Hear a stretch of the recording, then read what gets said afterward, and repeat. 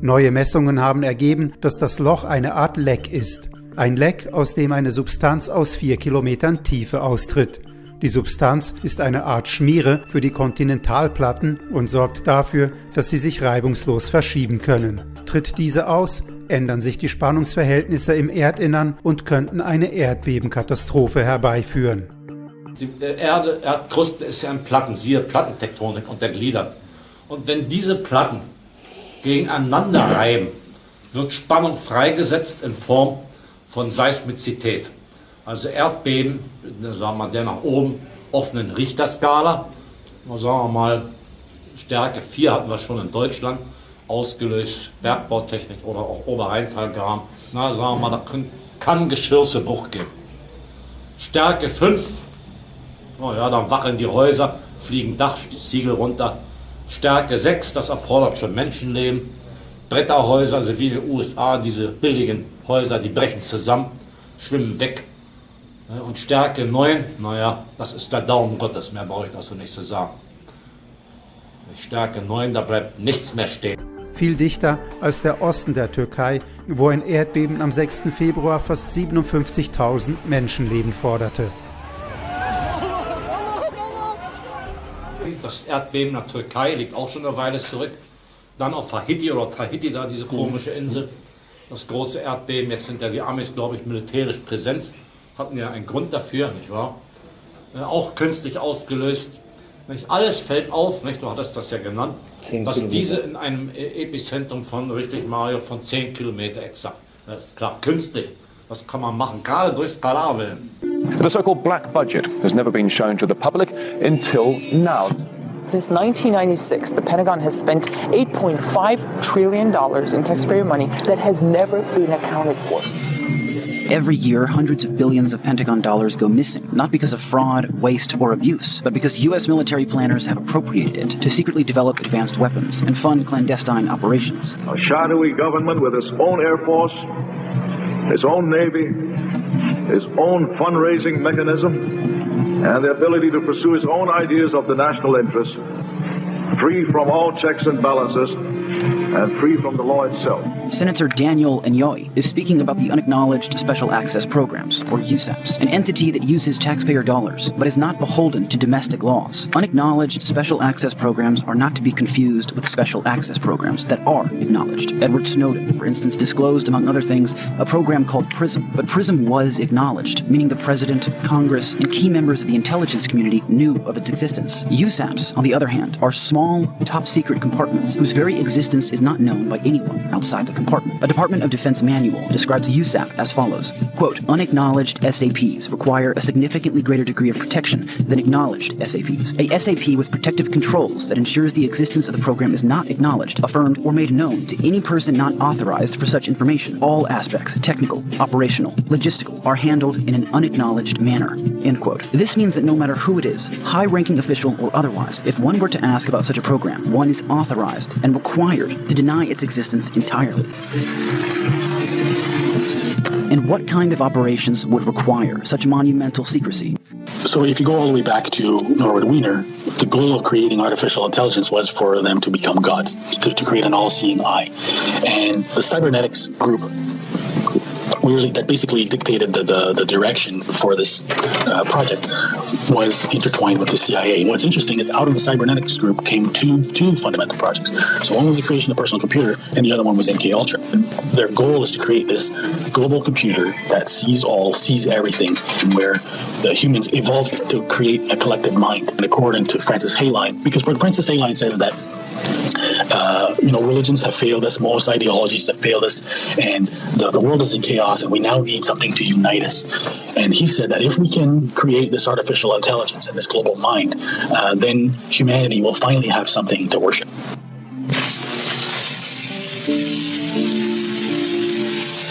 So arbeiteten die Verbrecher in den USA, die sich noch Wissenschaftler nennen. Nun, es ist schon so eine Krux mit dem krankhaften Geltungstrieb, nicht wahr? The Hopi prophecy speaks of a celestial sign that will alert the world to its imminent destruction. One of the last prophecies was that a blue star would appear in the heavens. Ich nutze ein Internetcafé, das ist sicherer. Hätte ich Internet zu Hause, darauf warten einige Geheimdienste, hätten sie mir das schon zu Schrott gefahren. Und da gibt es genügend Beispiele von Kameras. The lies of the Bush administration, for example, around weapons of mass destruction, while silencing voices of dissent. In 2003, the media watchdog group FAIR, Fairness and Accuracy in Reporting, published a report titled "In Iraq Crisis, Networks Are Megaphones for Official Views." The report found in the weeks leading up to the invasion, the nation's 4 top nightly news programs interviewed 267 current or former government or military officials. Just one of them expressed skepticism or opposition to the war. In a moment, we'll be joined by the longtime media critic Norman Solomon. But first, let's turn to an excerpt of the documentary War Made Easy, How Presidents and Pundits Keep Spinning Us to Death, produced by the Media Education Foundation, based on Norm Solomon's book of the same name. We cannot wait for the final proof, the smoking gun, that could come in the form of a mushroom cloud. As Americans, we like to think that we're not subjected to propaganda from our own government, certainly that we're not subjected to propaganda that's trying to drag the country into war, as in the case of setting the stage for the invasion of Iraq. Saddam Hussein recently sought significant quantities of uranium from Africa. There is no doubt that Saddam Hussein now has weapons of mass destruction. Weapons of mass destruction. Botulinum, VX, sarin, nerve agent. Iraq and Al-Qaeda. Al-Qaeda. Iraq and Al-Qaeda. Terrorism. Cyber attacks. Nuclear program. Biological weapons. Cruise missiles, ballistic missiles. Chemical and biological weapons. Iraq has weapons of mass destruction. President Bush has said Iraq has weapons of mass destruction.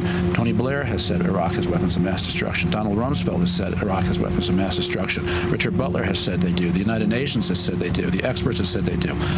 Iraq says they don't. You can choose who you want to believe. The war propaganda function in the United States is finely tuned, it's sophisticated, and most of all, it blends into the media terrain. The White House says it can prove that Saddam Hussein does have weapons of mass destruction, claiming it has solid evidence. The White House insisted again today it does have solid evidence. It's necessary to provide a drumbeat media echo effect. They might fight dirty, using weapons of mass destruction, chemical, biological, anthrax, smallpox, dirty bomb, Iraq Al-Qaeda connections. Saddam Hussein and Al-Qaeda shared the same goal. Both of them want to see Americans dead. And I was very struck by the acceptance, the tone of most of the media coverage as the sabers were rattled, as the invasion of Iraq gradually went from possible to probable to almost certain. The president essentially giving Saddam 48 hours to get out of Dodge. War now seems all but inevitable. Short of a bullet to the back of his head or he leaves the country, war is inexorable. Well, I think that's exactly right. War is inevitable, and it is approaching inexorably. Is war with Iraq inevitable right now? I think it's 95% inevitable. You, at this point, right now, tonight, don't see any other option but war. Do you? I'm asking you, Ambassador. I agree. I don't think there's a viable option for the administration at this point. We're way too far out front in this. Send us over there, guys. Let's get on with it. Let's get it over with. Showdown Iraq. If America goes to war, turn to MSNBC and the experts. And in many ways, the U.S. news media were equal partners with the officials in Washington and on Capitol Hill in setting the agenda for war. We'll take you there. And although it's called the liberal media, one has a great deal of difficulty finding an example of major media outlets in their reporting challenging the way in which the agenda setting for war is well underway. We've got generals, and if you ask them about the prospects for war with Iraq, they think it is almost certain. Pay no heed to the peaceniks and the left-wing rock stars.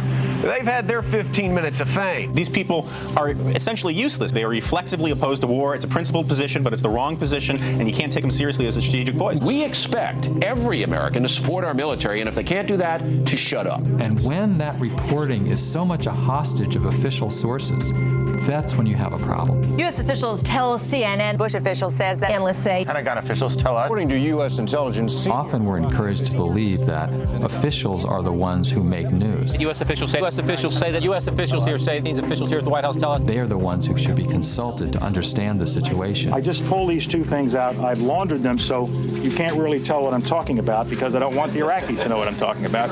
But trust me, trust me. If history's any guide, the opposite is the case.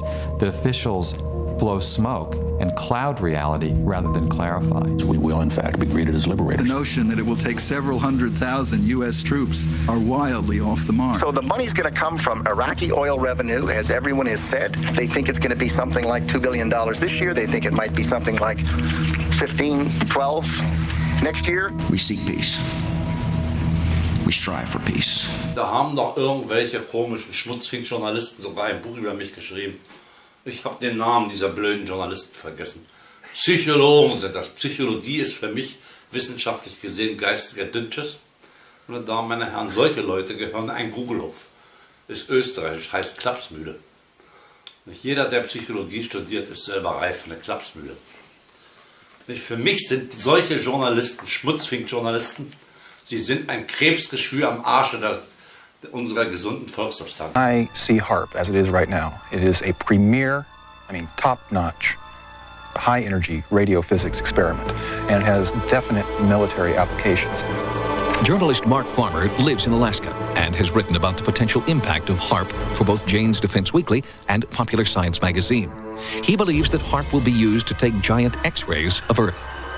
Earth-penetrating tomography is a technique using extremely low-frequency radio waves. Today in geophysical probing, scientists will use explosives or a machine that thumps the ground to produce these waves, but HAARP will stimulate the auroral electrojet to make an antenna thousands of miles long that will emit these ELF waves. Farmer's research indicates that the extremely low-frequency waves would be capable of penetrating several kilometers into the Earth, ferreting out nuclear storage facilities and other underground military installations. This is producing surveillance systems able to detect stealthy cruise missiles and aircraft. These are systems that will enable us to communicate at higher data rates and at greater distances with our ballistic missile submarines. While the Air Force insists HAARP is not an offensive weapon and is necessary for continuing national security, Alaska native Nick Begich proposes a different scenario in this new book. The things that we found in other Air Force documents, one in particular was a document put together in '82. The document was called Low Intensity Conflict in Modern Technology, with a foreword by none other than Newt Gingrich. One section spoke about using radio frequency radiation transmitters for disrupting human thinking, for basically debilitating troops invisibly by being able to bombard them with radio frequency that was tuned to just the right frequency, in just the right waveform, so as to totally disrupt their mental process and basically debilitate those troops. Because of HAARP's potential to disrupt the Earth's magnetic field, many observers are concerned that it will damage the biomagnetic sensors that migratory animals like salmon and birds depend upon. Anything that HAARP can do to the magnetic field is orders of magnitude smaller than the natural variations of the Earth's field. So I would have to say, no, there's nothing we can do to affect the salmon. But what generates the most concern by far is HAARP's ability to tamper with and punch holes in the ionosphere. The thing that one of the Air Force documents points out is that they want to use this heater to create enough energy in the ionosphere to get a runaway effect up to the next stabilizing level, whatever that might be. It's precisely whatever that might be that worries Dr. Patrick Flanagan, a physicist who believes the ionosphere is extremely fragile. The ionosphere is a chaotic system that is on the edge of instability. So the trigger point for HAARP would be that energy and that frequency which throws the ionosphere into chaos. In other words, it would be that point which throws it over the edge. For example, it is believed that a hole in the Earth's ozone layer has caused an increase in infrared radiation, contributing to the melting of the polar ice caps and forcing New Zealand children to wear protective clothing to school. Flanagan and others believe the potential danger from a hole in the ionosphere is much greater. It could create a change in the ionospheric shield that protects us from cosmic radiation. We're worried about the ozone layer. The ozone layer is nothing compared to what HAARP could do. You know, we're worried about ultraviolet light. That's just a very harmless ray compared to some of those energy streams or particles that are coming from outer space that are being deflected by this natural shield around the Earth. And this is what HAARP wants to play with. Und dafür, lieber Peter, hatte ich ja vor nicht allzu langer Zeit ein Interview mit dem History Channel. Englisch kein Problem für mich. Das war am Brandenburger Tor in so einem Künstlercafé. Kam ein Kleinbus voller Technik vorgefahren. Und 10 Leute ausgestiegen. Also echt, der eine mit dem Käppi, UFO-Hand, das UFO-Jäger. Ja, und da ging's, und die haben auch alles gebracht. Über supergeheime Projekte des Deutschen Reiches. Die Glocke, es ging um Peenemünde, das Jonastal, Projekt Riese. Und die haben es gebracht, die sind aufgeschlossen. Aber nur unsere Leute hier, ich weiß auch nicht, die haben alle Knacks in der Birne. Na, mal sehen, ich hatte ja kürzlich eine Sendung mit dem ZDF. Die Premiere soll April, Mai sein. Was daraus wird, da bin ich jetzt schon gespannt. Aber glücklicherweise hat unser Kamerad Kevin, der wahrscheinlich bei dem komischen Eismann wieder ist, das mit aufgenommen. Und da werden wir sehen, ob das originalgetreu wiedergegeben wird oder nicht, Peter. Na, das geht Schlag auf Schlag. Da gab es neulich so einen schönen Katastrophenfilm mit Tornados. Das war lustig zu sehen, meine Damen und Herren. Fliegende Kühe, nicht? Die hilflos mit den Täten in der Luft bewegen. Ein klägliches Mu. Ich bin vor Lachen fast vom Stuhl gefallen. Das ist schön. Ja, das sind Kräfte, ne? Und die kann man mittels der neuen Physik beherrschen. Dummköpfe beherrschen das nicht. Die wirbeln wie die Kühe hilflos in der Luft herum. About my own spell book, I was a wizard the whole time. And cast whirlwind to make a fire tornado and then send it right back at his bitch ass. Abracadabra, my dick in your mouth, fuck nigga. Biden admitted today that he committed plagiarism when he was in law school. He said it was a mistake, but that it was unintentional. He quoted 5 pages of someone else's work without proper citation. I've done some dumb things, and I'll do dumb things again. He was given an F. So, ladies and gentlemen, I've been dumb. To the political community in Washington, it all seems of a piece. Plagiarism at law school, plagiarism on the stump. The great communicator. Strike that. The great imitator. You don't steal verbatim, or when you do, as he did 99% of the time, you give credit. Biden's critics say he sells himself as a man whose words and visions can inspire a new generation in politics.